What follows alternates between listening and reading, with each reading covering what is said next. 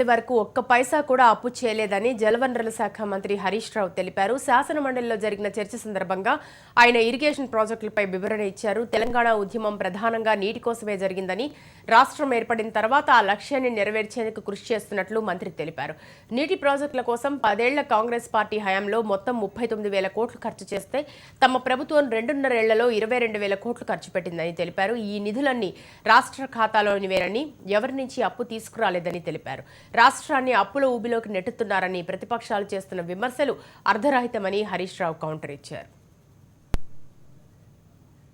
సరే, నిప్పులంతా కాదన్నారు, మీరు కడతాన్నారు, కట్టండి. కానీ నా కామారెడ్డి విషయానికి వచ్చే వరకు ప్యాకేజ్ 22 ప్రణయిత చేవళ్ళ ఓల్డ్, ఇప్పుడు కాళేశ్వరంది ప్యాకేజ్ 22 స్పెసిఫిక్ అడుగుతున్నాను. ఈ ప్యాకేజ్కి మీరేమన్నారంటే ఇప్పుడు ఈ Pranahita Chevella old Nizamabad backwater, Sriram Sagar backwater నుంచి కాదు, మీకు మేము డైరెక్ట్ మల్లన్న సాగర్ నుంచి ఇస్తామన్నారు. మల్లన్న సాగర్ నుంచి ఇచ్చేదానికి డిపిఆర్ ఇప్పటివరకు తయారైందా? డిపిఆర్ కాకముందే ఇవి అన్ని టెండర్లు మీరు పిలుస్తున్నారు. మరి ఇది మంచిదా?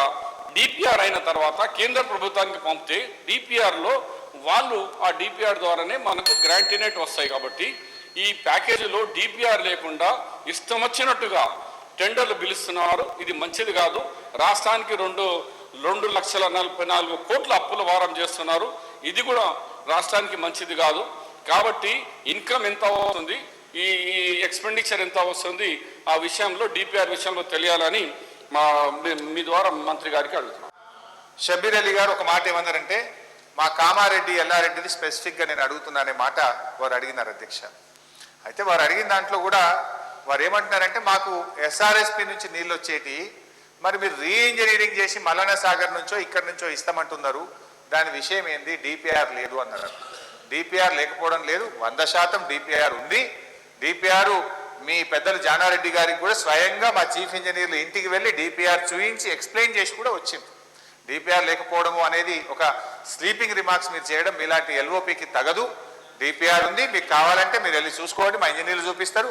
ఇలా కొన్ని రాష్ట్ర ప్రయోజనాలు ఉంటాయి, పక్క రాష్ట్రాలు కేసులు వేస్తున్నాయి, కొన్ని ప్రయోజనాలు ఉంటాయి.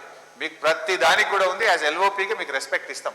మీరు చూస్తామంటే ఎప్పుడు చూస్తారో చెప్పండి, మా ఇంజనీర్లు మీకు పూర్తి స్థాయిలో ఎక్స్ప్లెయిన్ చేస్తారు, డిపిఆర్ చూపిస్తారు, మీకు ఎక్స్ప్లెయిన్ కూడా చేస్తాం మంచిగా.